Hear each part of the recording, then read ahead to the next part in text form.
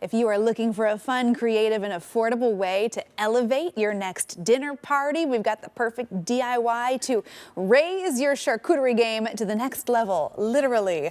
Our creative DIY diva, Shannon Quimby, is in the house this morning showing us how to make the perfect food riser. I love this idea, Shannon. Good morning. Good morning. How you doing? I'm pretty good. Yeah, well, you know, because I'm surrounded by some amazing food and a fun DIY. So, I know. Anytime I walk over to a table of charcuterie, I'm like, oh, it's going to be a good day. Yeah, so you're working with Gray's Craze on this one. Tell me about it. Yeah, well, my friend Jennifer, who opened up the latest Gray's Craze in McMinnville. Yay! Yeah, and she approached me, and she's all about sustainability, and Gray's Craze is so affordable. You know, you can get these charcuterie boards, and they can get really expensive. And so she's like, well, what can we do to DIY to keep with the affordability, sustainability? Yeah. I was like, I'm your gal. Right? You're like, I got some ideas. Yeah. And so this is so simple. And I don't know about you, but one thing that's not too popular anymore is China, Grandma's China, right? Yeah. It's just kind of... Or you get left with a set, like maybe you break a plate or two and it's not complete, so what do you do with it? Yeah, you're not too fan of the patterns or anything. Yeah. So anyway, so there's a lot of dishware that's available, and so if you don't have that, you can go to the thrift store. But this food riser is so easy, and it doesn't damage this stuff. I know. I was looking at what you got laid out here. I'm like, where's the DIY? There's no power tools today. I know, it's all pretty. Yeah. Well, one thing that you can do if you wanted to permanently put the all we're doing is we're going to put a dish on the glass. Yeah. So you can use actually, like a super glue, or you can use like a glue gun. Yeah, which you can tell I've used yours this. Has gotten, yes, yours has gotten quite a bit of use. Yeah. But notice I have these upside down.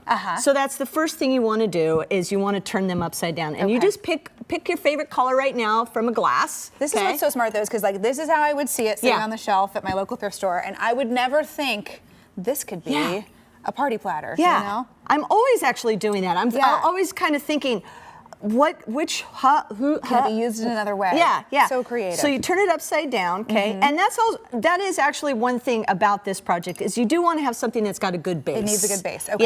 Yeah. You don't want something that's like I would say like a champagne glass. Yeah, some of our like modern, really, really light wine glasses not going to work for that. Okay. Yeah, right. So good, an alternative, vintage glass. An alternative is, and I brought two options here, okay? A little reinforcement. Yes, this one's called Stickum, and I'll just set one here. And this is actually a museum wax, okay? And really what it is, and I'll bring out this, is it's like a really thick, waxy putty. Museum wax. Okay. Yes, yeah. Oh, so it's not a glue. It's not glue. It's not a glue. It's like thicker than it. It's almost like a, don't confuse this with your pomade, you know, if it's on the hair product shelf, you know? Yeah. And so I just basically take a big glob, and in some of the glasses, like, they'll have a little rim, so it's a little bit higher. Some are really flat. Yeah. And so you just want to take some of the dollops and put them around the edge of the bottom of the rim of the glass. And I just kind of, big sticky. Yeah, just big sticky ones. And I usually do like 12, 3, 6, and 9. Okay. And then you just pick, a plate. Like I said, this is so easy. So easy. Yeah. And the good thing about this too is that if you're doing a party at the last minute, like, oh, what can I do to raise the food? Because, the charcuterie boards, they're flat, right? How can we get more food on the table? You can kind of overlap. You can get more in a small space. And I feel like it just looks better. It's visually more impressive to have things kind of at different levels. Yeah, layers. And you can also separate your foods that way too. So say like Gray's Craze has a variety of different boards. They've got the Gone Grazy, they got the Vegagrazian. Clever, right? Nice. And so those that aren't not the meat and cheese eaters, right, if they wanted to. So you can use these food risers to separate the foods too. And you can label them. But it's pretty simple, and then you just kind of, what I do is I'll turn your plate upside down. That is way smarter than trying to line this up when you can't see it. Okay. And then you just want to center it. You don't have to press too hard. Just go like that. Yeah. So you just kind of look straight down. Yep. And then you push down like that and give it a little wiggle. Give it a little wiggle like this. And notice it's gripping pretty good. It does. It feels grippy. Oh, yeah. Oh, my gosh. Wow. Yeah. I'm impressed by that. It does. It sticks. So simple. It feels solid. Yeah. It feels sturdy. Yeah, let's do another one. That's great. I love it. And now what I like about this too is if you chose to use the wax, the putty route, and not break out the glue gun, if you could just take these apart then and repurpose it. Yes. You don't have to store a bunch of stuff. I'm gonna use a little plate. Yeah, exactly. So I mean, it's firm enough that your food's not going to topple. Yeah. Okay. But you're absolutely right. I can.